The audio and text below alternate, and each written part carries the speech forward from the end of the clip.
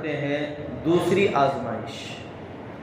حضرت ابراہیم علیہ السلام جب بڑے ہوئے اور جب بتوں کو توڑ دیا اور بڑے بت کو چھوڑ دیا، اس کو قرآن مجید نے ذکر فرمایا فَجَعَلَهُمْ جُذَاذًا إِلَّا كَبِيرًا لَهُمْ، کہ تمام کے تمام بتوں کو تہس نہس کر دیا سوائے بڑے بت کے۔ اب بڑے بت کو چھوڑ دیا اور ابراہیم علیہ السلام نے کہا پوچھ لو اگر یہ بولتے ہیں۔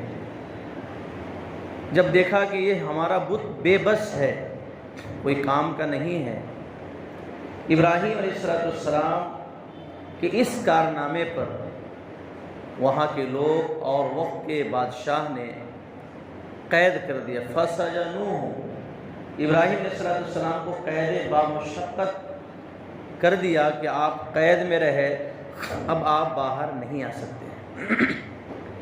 ابراہیم علیہ السلام کے زمانے میں ایک بادشاہ تھا۔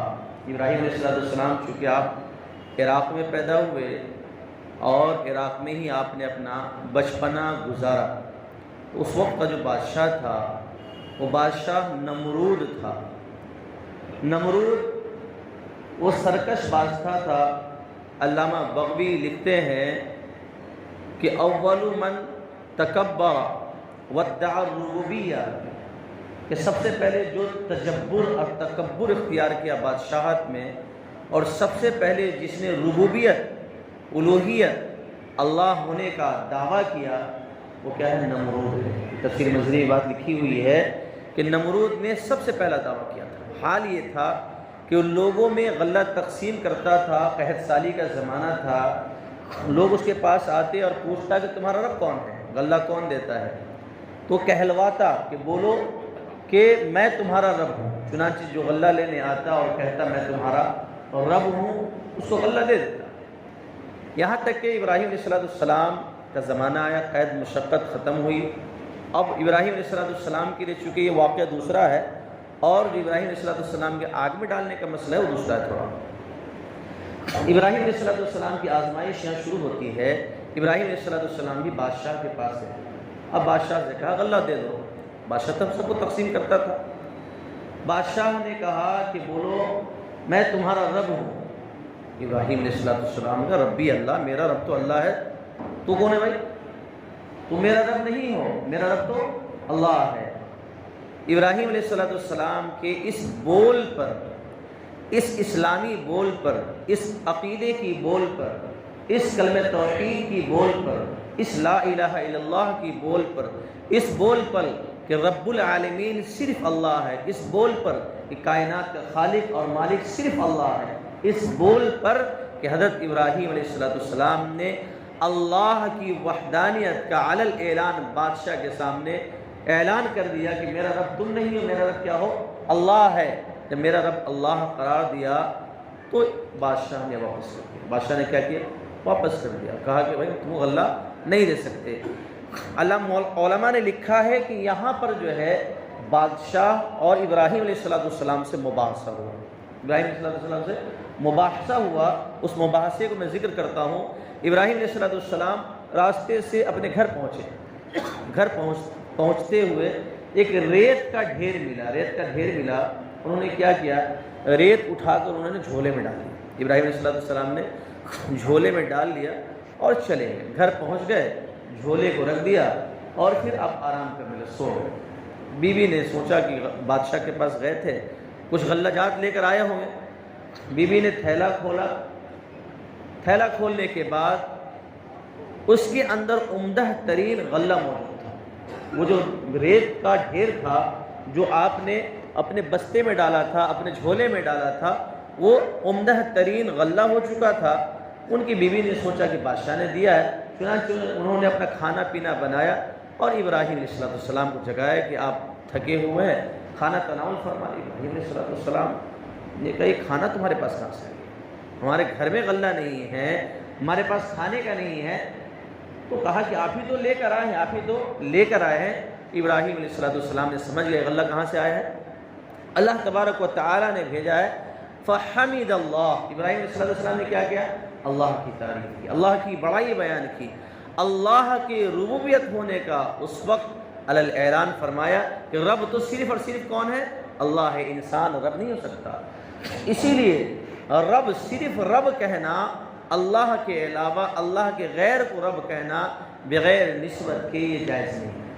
رب تو صرف اور صرف اللہ ہے، اللہ کے علاوہ کوئی رب نہیں ہو سکتا ہے، ہو ہی نہیں سکتا ہے۔ رب جیسے عربی زبان میں استعمال ہوتا ہے رب المال، رب المال کا مطلب مال کا مالک، یہ عربی زبان استعمال ہوتا ہے۔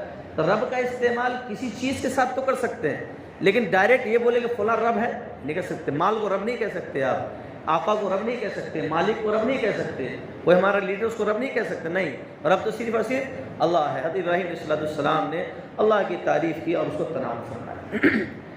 ادھر نمرود تو آگ بگولا ہو چکا تھا کہ معاملہ بڑا عجیب ہے، ابراہیم نے میرا انکار کیا بھرے دربار میں، یا پھر اسی وقت غلہ لے جاتے وقت حضرت ابراہیم علیہ السلام نمرود میں کیا ہوئی؟ بحث و مباحثہ ہوئی۔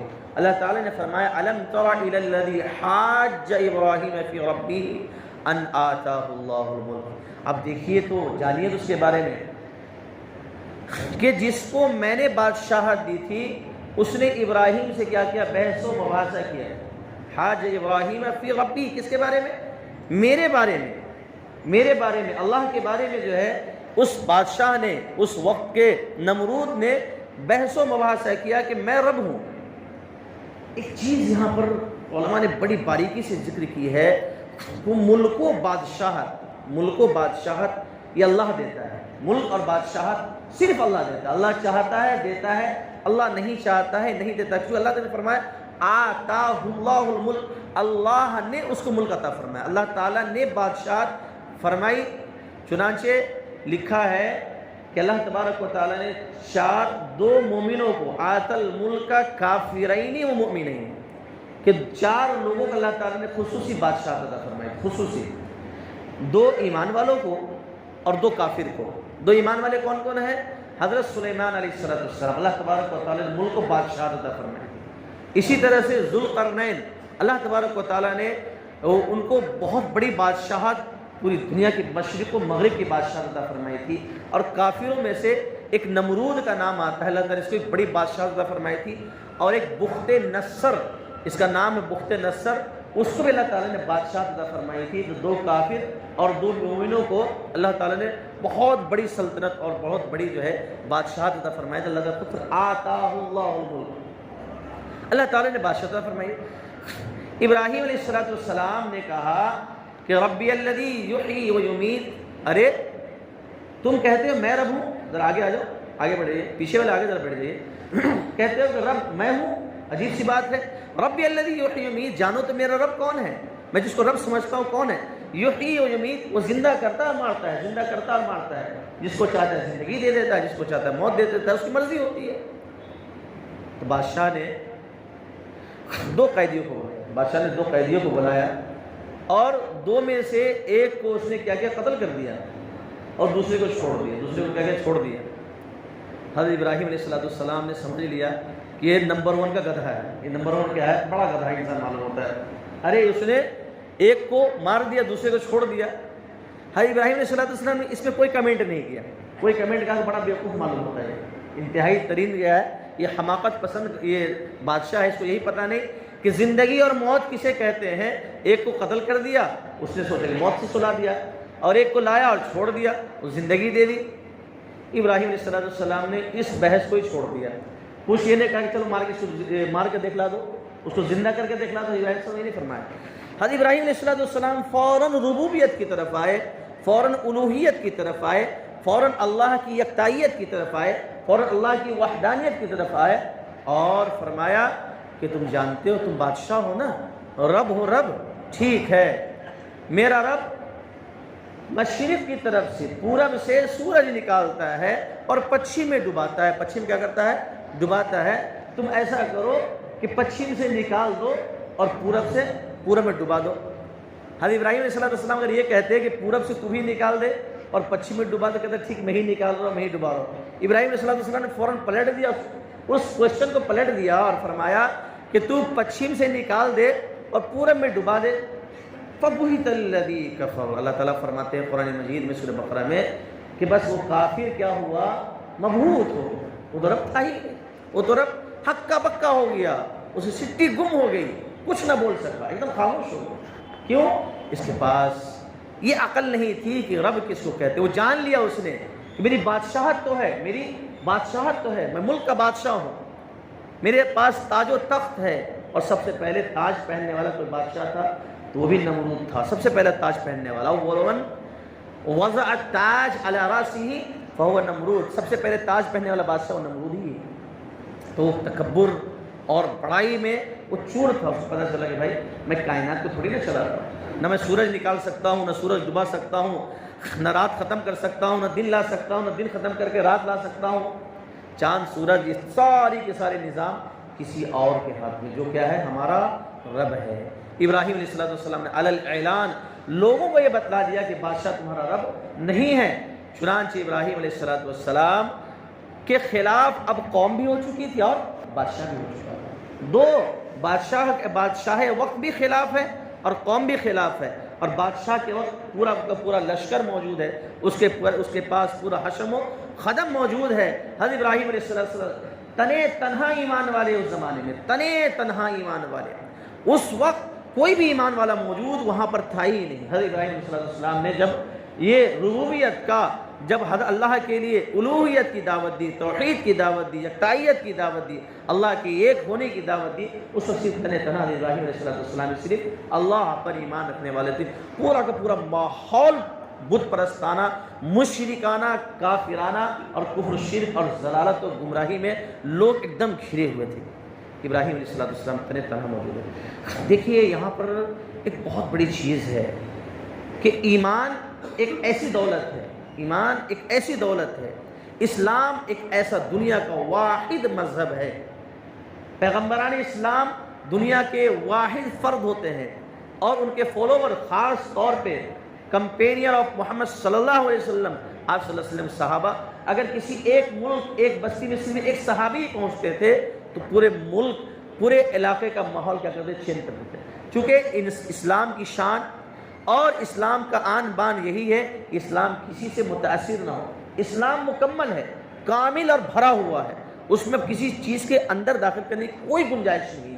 اسلام اندر لے لے گا، پتہ چلا کہ اسلام کچھ نکلا ہے۔ بھائی اگر برتن میں مکمل پانی بھر دیجیے، آپ بالکل فل کر دیجیے اس کو، پھر پانی ڈالیے تو کیا ہوگا؟ پانی گر جائے گا، زائد پانی جو آتا رہے گرتا رہے۔ لیکن اگر ذرا سے برتن خالی ہو گیا تو دوسرا پانی تو داخل ہو جائے گا میرے بھائی۔ تو اسلام کا حال یہی ہے کہ ہمارے اندر جتنا فلی اسلام ہوگا، اندر جتنا فل طریقے سے داخل ہوگا، باہر کا ماحول ہمیں متاثر کر نہیں سکتا، بالکل نہیں کر سکتا، بلکہ ہم باہر کے ماحول کو متاثر کر کے اپنے آپ کو اسلام کو مؤثر ترین طریقے سے کیا کر سکتے ہیں، پیش کر سکتے ہیں۔ چنانچہ صحابہ کرام کی زندگی اٹھا کر دیکھ لیجئے، آپ جہاں جہاں گئے وہ متاثر نہیں ہوئے بلکہ اس علاقے کے لیے مؤثر ثابت ہوئے۔ آئیے حضرت ابراہیم علیہ نبی علیہ السلام کی ایسی جرأت مندانہ اور پہاڑی ہمت اور استقلال کو دیکھیے۔ حضرت ابراہیم علیہ السلام کی مخالف قوم بھی ہے، بادشاہ وقت بھی ہے۔ قوم نے کیا کہا تھا؟ وَأَلْقُوهُ فِي الْجَحِيمِ وَحَرِّقُوهُ، اس کو کیا کرو؟ اس کو جہیم کہتے ہیں، دہکتے ہوئے شعلے میں ڈال دو۔ دہکتا ہوا شعلہ جب اس کے پڑے گا تو پھر وہ جل کر راکھ ہو جائیں گے، خاکستر ہو جائیں گے، ختم ہو جائیں گے، ملیے میٹ ہو جائے گا۔ ابراہیم علیہ السلام، آئیے دیکھیے قوم نے کیا کیا۔ حضرت ابراہیم علیہ السلام نے کیا کیا؟ لوگوں کو اللہ کی طرف بلایا، پوری کی پوری قوم مخالف ہو گئی، بادشاہ وقت بھی شامل ہو چکا۔ بادشاہ نے کہا، لوگوں نے کہا کہ اس کے لیے بابنو، اس کے لیے پہلے گھر بناؤ، بڑا سا ایریا بناؤ۔ تو بہت بڑے ایریے میں لکڑی اکٹھا کرنے کا کام شروع ہوا۔ لکڑی اکٹھا کرنے کا حال یہ تھا، لوگوں کا عقیدہ اتنا خراب تھا کہ عورتیں منتیں مانتی تھی کہ اگر میرا فلاں کام ہو گیا تو میں لکڑی اس میں ڈالوں گا۔ مرد الگ منتیں مانتے تھے، میرا فلاں کام ہو گیا تو میں اس میں لکڑی ڈالوں، میرے یہاں بچہ پیدا ہو گیا تو میں ابراہیم کے خلاف لکڑیاں اکٹھا کروں گا۔ یہ ماحول پورے علاقے میں مشرکانہ ماحول، اب تو کافرانہ ماحول پھیل چکا تھا۔ چنانچہ بڑے بوڑھے نوجوان ہر ایک نے کیا کیا؟ لکڑیاں اکٹھا کرنا شروع کر دیا۔ لکڑیاں اکٹھا کرنا شروع کر دیا۔ اس لکڑیوں کو اکٹھا کرنے میں 1 مہینہ لگ گیا۔ اتنی لکڑیاں اکٹھا کی کہ 1 مہینے سے ایک بڑے ایریے کو جو ہے ڈھانپ لیا۔ اب بڑے ایریے کو ڈھانپ لیا، اب اس میں کیا جلائی گئی؟ آگ جلائی گئی۔ ابراہیم علیہ السلام اس میں ڈالنے کے لیے جب آگ جلانے کی باری آئی تو چاروں طرف سے لوگوں نے آگ جلانا شروع کر۔ اب آگ کے بارے میں آتا ہے کہ 7 دن تک آگ کو جلایا گیا، 7 دن تک۔ لکڑیاں کتنی ہوں گی، اس کی لپٹیں کتنی ہوں گی، اس کا شعلہ کتنا خطرناک ہوگا کہ 7 دن تک آگ کو دہکایا گیا۔ آگ کا حال یہ تھا کہ آگ کے اوپر سے کوئی پرندہ پر نہیں مار سکتا تھا، اگر کوئی پرندہ گزر جائے وہ جل کر فوراً کس میں؟ آگ میں گر جائے۔ یہ حال تھا آگ کا۔ مدد کرنے والوں میں صرف ایک جانور کا ذکر آتا ہے، الوضع، جو گرگٹ اور چھپکلی جسے کہتے ہیں۔ اس نے کیا کی؟ آگ کو بھڑکانے میں کام کیا۔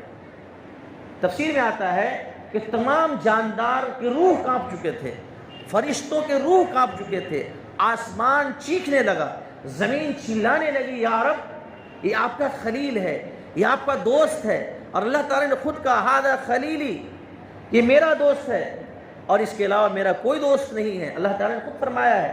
لیکن اس کو جب جلانے کی باری آ رہی تو ساری کائنات کے لوگ تھر تھرا رہے، کانپ رہے ہیں کہ اب معاملہ کیا ہوگا، ابراہیم کو اس کے اندر ڈالا جائے گا۔ چڑیا پریشان، جانور پریشان، سب چرند پرند سب پریشان، سوائے گرگٹ اور چھپکلی نے کیا کیا؟ اس نے پھونک مارا۔ اللہ کے نبی حضرت محمد صلی اللہ علیہ وسلم نے فرمایا کہ فویسقہ، کہ یہ جو وضع ہے یہ فویسق ہے، فاسق ہے، فاسق، فسق و فجور۔ فویسق اس لیے اللہ کے نبی صلی اللہ علیہ وسلم نے فرمایا کہ یہ گنہگار ہے۔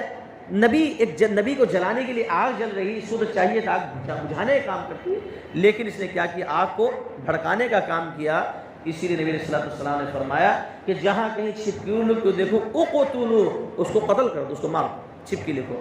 یہاں تک کہ نبی علیہ السلام نے فرمایا فمن قتلہ بضرب واحدۃ فلہ 100 حسنہ، کہ جو چھپکلی کو اور گرگٹ کو ایک ضربے میں، ایک ڈنڈے میں یا ایک پتھر میں مار دے، اس کے لیے 100 ثواب ہے، فلاں 100 کا ثواب ہے، 100 نیکیاں لکھی جاتی ہے۔ جو 2 ضربے میں استعمال کرے اس کے لیے اس سے کم ہے، جو 3 ضربے مارے اس سے کم ہے۔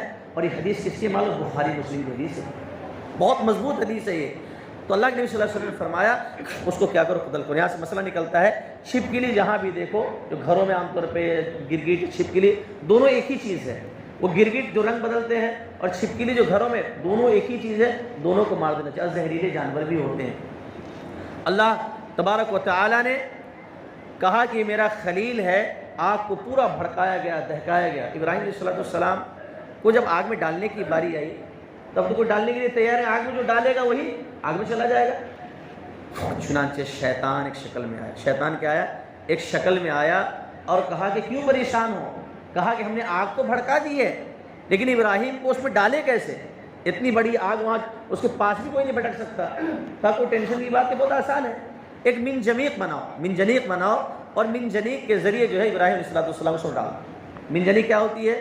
منجنیق جو ہے ایک بڑا آلہ ہوتا ہے، اس کو بانسوں کے ذریعے یا ابھی زمان لوکھنڈ کے ذریعے بنایا جاتا ہے۔ جیسے کسی چیز کو گلیل ہوتی تھی نا، کسی چیز کو پھینکنے کے لیے، وہ بڑا سا ہوتا ہے، اس کو رکھ کر جو ہے بڑے پتھروں کہیں جو دور دراز کیا ہے پھینکا جاتا ہے، اس کو منجنیق کہتے ہیں۔ ابراہیم علیہ السلام کو پھینکنے کے لیے اسی منجنیق کا کیا کیا گیا؟ استعمال کیا گیا۔ منجنیقیں تیار ہوئی اور نمرود بھی وہاں موجود تھا، قوم کے لوگ بھی موجود تھے۔ ابراہیم علیہ السلام کے ہاتھ پاؤں کو کیا کیا گیا؟ باندھ دیا گیا اور منجنیق پر رکھ دیا گیا، اور منجنیق کے ذریعے ابراہیم علیہ السلام کو اس میں پھینکنے کی جب باری آئی، اس سے پہلے کون آئے؟ فرشتے کا نزول شروع ہو گیا، فرشتوں کا نزول شروع ہو گیا۔ پانی والے فرشتے آئے اور کہا اے اللہ کے نبی، آپ کہیں تو 1 منٹ کے اندر میں آپ کو بجھا دوں۔ ہوا والے فرشتے آئے اور کہا کہ 1 منٹ میں ساری کی ساری آگ کو یہاں سے اڑا کے لے جاؤں، میرے کوئی مشکل کام نہیں۔ یہاں تک کہ جبرائیل علیہ السلام بھی تشریف لائے کہ کوئی حکم ہے تمہیں فرمائے، کوئی حکم ہے تمہیں فرمائے۔ کہا نہیں، حسبی اللہ و نعم الوکیل، حسبی اللہ و نعم الوکیل، میرے لیے تو میرا رب کافی ہے۔ نعم الوکیل، وہ بہترین کارساز ہے۔ وقت کیسا ہے؟ وقت بڑی نزاکت کا ہے، بڑے امتحان کا ہے، بڑی آزمائش کا ہے، آگ میں گرنے والے ہیں، کہا کہ میں اگر اللہ کا خلیل ہوں تو اللہ میرے حال کو جانتا ہے، اگر اللہ کو منظور ہے تو وہاں جانا ہے، اللہ تبارک و تعالیٰ خود میری حفاظت فرمائے گا، فرشتوں تمہاری کوئی ضرورت نہیں ہے۔ ابراہیم علیہ السلام کو آگ میں ڈالنے کی باری آئی، اللہ تبارک و تعالیٰ کے لیے پھر کہا لا الہ الا انت سبحانک لک الملک لا شریک لک، کہ اللہ کی ذات پاک ہے، اللہ کی ذات تمام عیوب سے پاک ہے، کوئی حکومت نہیں، کوئی طاقت نہیں، کوئی بادشاہت نہیں، کوئی ملک و ملت نہیں، صرف اور صرف ذات وحدہ لا شریک ہے جو تمام عیوب سے پاک ہے۔ لہ الملک، اللہ کے لیے بادشاہت ہے۔ یہ بادشاہ کیا چیز ہے؟ لا شریک لہ، اللہ کوئی شریک نہیں۔ مطلب ابراہیم علیہ السلام آگ میں جاتے جاتے بھی ذرہ برابر بھی غیر کی مدد نہیں لے رہے، ذرہ برابر ہی غیر کی مدد نہیں لے رہے، صرف اور صرف کون مدد کرے گا؟ اللہ مدد کر سکتا ہے، میری کسی کی مدد نہیں چاہیے۔ وہاں پر یہ فرما رہے لا شریک لک، کہ وہاں پر کوئی اللہ کا شریک اور ساجھا نہیں ہے، اللہ ہمیں کیا کرے گا؟ بچائے گا۔ ابراہیم علیہ السلام کو آگ میں ڈالنے کی تیاری ہو رہی ہے۔ ابراہیم علیہ السلام نے آگ کی جو کیفیت بیان فرمائی ہے کہ آگ میں کس کس طرح سے رہے، اور پھر آگ سے پیدل نکل کر کیسے چلے، جو احادیث مبارکہ میں ذکر آیا ہے وہ کیفیت بڑی عجیب ہے۔ سن کر ایسا لگتا ہے کہ ابراہیم علیہ السلام یہاں موجود ہوتے اور ہم قدم بوسی کر لیتے۔ عجیب و غریب، اولو العزم نبی اور پیغمبر ہے حضرت ابراہیم علیہ نبی علیہ السلام۔ یہ پہلی آزمائش تھی، دوسری آزمائش بادشاہ کے دربار میں، اور تیسری آزمائش جو ہے وہ منجنیق کے ذریعے آگ میں ڈالے جانے کے بارے میں ہے۔ انشاءاللہ اس کے بارے میں مکمل تفصیل اگلے ہفتے آئے گی۔